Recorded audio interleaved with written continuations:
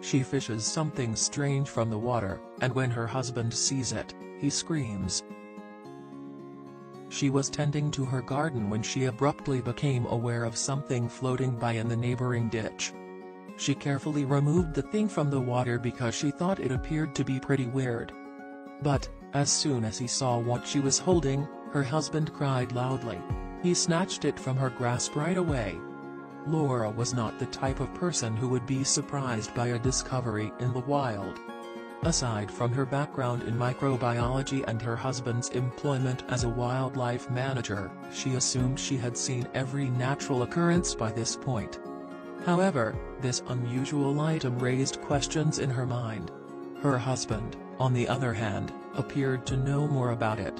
She had no prior knowledge of this occurrence.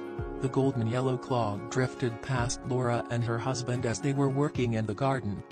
Something often floats past, but what really attracted my eye was the unique color scheme, said Laura when the news crews arrived. It was taken out of the water by the wife, who then showed her husband. A reporter then asked Laura what had happened after that. Laura described the incident. My husband started it and screamed loudly while staring at it with wide eyes. He seemed to be aware of what it was. With a dull thud, it was knocked out of my hands and dropped to the ground. He quickly put on his rubber gloves and signaled for me to move back. I was taken aback. He said that I needed to wash my hands right away because it was incredibly unsafe. I had no idea why it happened at first, but now I completely understand. The 68-year-old woman piqued the interest of the reporters, who were waiting for her next words. She entered swiftly and took about 15 minutes to wash her hands. By the time she went outdoors, both her husband and the golden clog were gone.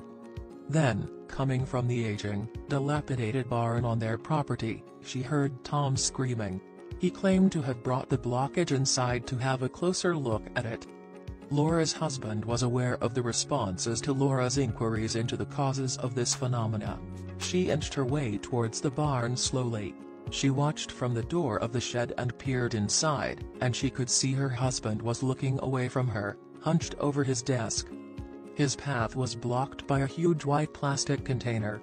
She heard him making low noises. "This is interesting, I must say," he said. "Come look at it, baby." Laura went to her husband once the clog had been placed in a container as little amounts of water covered it. The fact that it wasn't just anything, her husband insisted, made this crucial. The Pectinatella magnifica, the Latin name for it, was a living aquatic organism. She continued to inquire about it because she was still confused by this recent development. She observed her husband's hands and forearms as she inquired.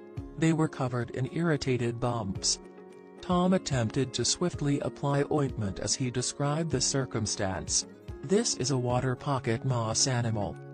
A mollusk that is extremely uncommon in these locations, but even though it seems harmless, make no mistake. Tom began his explanation after pausing for a brief minute to scratch. The bryozoans shouldn't be in these places at all because they are typically much smaller. As you can see, they are very itchy to the touch, but that is not the main issue with these animals. They rarely go alone and seriously harm wildlife. Tom had hardly finished speaking when they heard a loud scream coming from outside. It was one of their neighbors. From her home 50 meters away, the 35-year-old woman could see the heinous consequences of these animals. When these animals come, Tom observed, they don't come alone. He reasoned that, given the size of these mollusks, a local natural disaster was unavoidable. They went outside right away to assess the extent of the damage. The prognosis Tom made was accurate. Throughout the entire length of the stream, there were water pocket moss animals. The water was a consistent shade of golden yellow, and the animals had already moved to the bank's edges. Every plant was wilting in its partially waterlogged garden. They had to move swiftly because the natural environment around this creek was dense. What they did was as follows.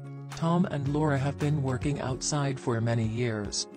They were also conscious of nature's unpredictable character. They occasionally had to act quickly as a result, and that is exactly what they did here. Tom grabbed his mini digger and threw a large piece of wood into the river so the mollusks could attach themselves to it. A good choice, however, it didn't solve the problem. Thankfully, the team wasn't quite finished. While Laura tried to calm her neighbor, Tom could see the mollusks accumulating against the tree stem. The powerful stream pushed thousands of creatures up against the tree. Tom, ever resourceful, got on his excavator, drove it forward, and began digging. After nearly 2 hours, 4 trucks had parked on their property as she had directed.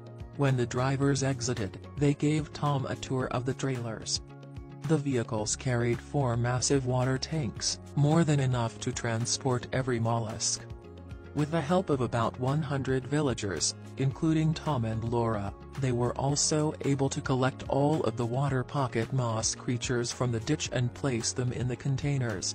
They were made honorary citizens for saving the community from a major disaster. With the assistance of the local government, they converted an old barn on their property into a research facility so that Tom and Laura could better study nature. They were overjoyed with their new position, but even more so with the fact that they had preserved nature.